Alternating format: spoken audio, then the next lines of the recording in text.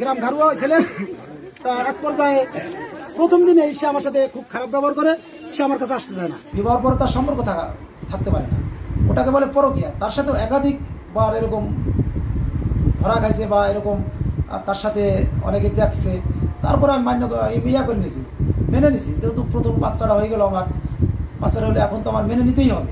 যেটা সমাজে বর্তমান দেখা যাইতেছে এই পরকীয়াটা, আমরা প্রবাসী আসলে ভাই আমাদের জীবনটা এরকম কষ্ট করি আমরা, কিন্তু আমাদের টাকা লক্ষ লক্ষ টাকা ইনকাম করছি, মাসে টাকা পাঠাইছি আর এদিক দিয়ে খরচ করছে, আর সে পরকীয়া লিপ্ত।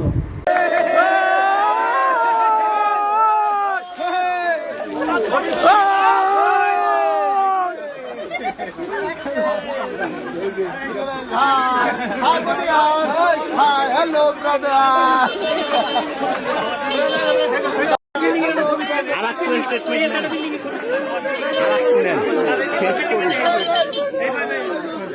মেয়ের গার্জিয়ানরাও জানে, মেয়ের গার্জিয়ানরা আগে থেকেই জানে, ঠিক আছে। এইটা আর আমি এখন বলতে চাই না, আমার আর ভালো লাগে না ভাই, এটা অনেক শুনছি। দেশ জুড়ে তোলপাড় ওয়ালজ এন্ড ফ্রিজ কিনে আপনিও হয়ে যেতে পারেন মিলেনিয়ার। যেখানে ছেলে মেয়ে বলছে, ছেলে মেয়ের থেকে তো আর আমার কোনো প্রমাণ আর এর থেকে আর বেশি কিছু লাগে না। তা ছেলে মেয়ে অনেকবার বলছে, গার্জেনের কাছে বলছে, এবং তাদের হাতে হাতে ওই আমার বাড়ি পূর্বশর্তি যে আমার বাসায় অনেকবার ধরা হয়েছে। তারপরেও ছেলে মেয়েকে উল্টো বুঝিয়ে যে এখানে মানুষ জানাজানির পর বলছে যে এখানে আর থাকা যাবে না, ঢাকা চল। এই ঢাকাতে যাওয়ার পরও সেই যার সাথে পরকীয়া করতো, যাদের সাথে, এদেরকে বলতে পারে নাই। একাধিক ব্যক্তির সাথে পরকীয়া করতো, একাধিক, এটা বিয়ার পর থেকেই মেয়ের কারোর সাথে সম্পর্ক ছিল। সম্পর্ক থাকার কারণে তাকে নিয়ে অনেক দরবার বৈঠক হয়েছে, অনেক কিছু হয়েছে। এই মেয়ে একবার আমাকে ডিভোর্সও দিয়েছিল।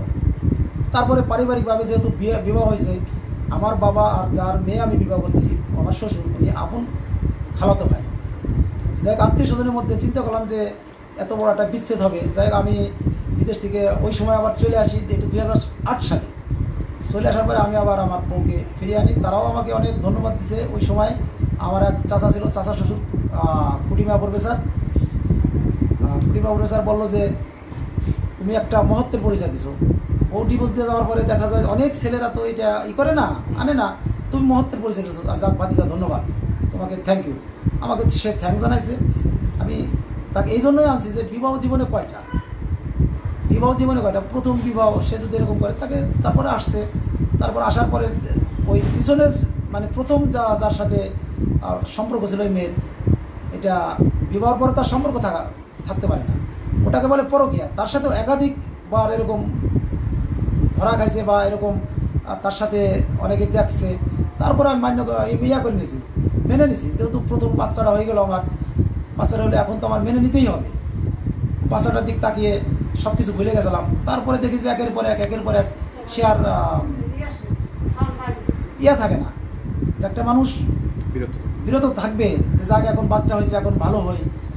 যেটা সমাজে বর্তমান দেখা যাইতেছে এই পরকীয়াটা, আমরা প্রবাসী আসলে ভাই আমাদের জীবনটা এরকম কষ্ট করি আমরা, রেমিটেন্স ফাইটার, আমরা বিদেশ থেকে টাকা ইনকাম করে বাংলাদেশে পাঠাই। এই টাকায় দেখা যায় আমার আপনার আরেকজনের সরকারি কর্মচারী অফিসারদের বেতন হয়, কিন্তু আমাদের টাকা লক্ষ লক্ষ টাকা ইনকাম করছি, মাসে টাকা পাঠাইছি আর এদিক দিয়ে খরচ করছে, আর সে পরকীয়া লিপ্ত।